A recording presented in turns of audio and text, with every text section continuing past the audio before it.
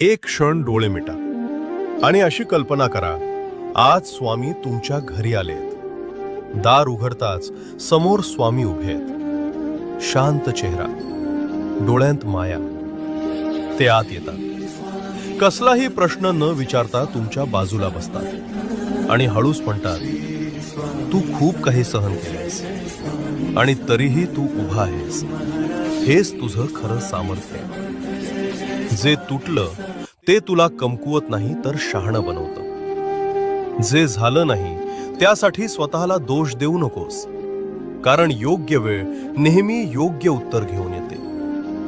स्वामी तुमच्याकडे शांत नजरेनं पाहतात आणि पुढे म्हणतात, आयुष्य तुला तोडायला आलं नाही, ते तुला घडवायला आलंय.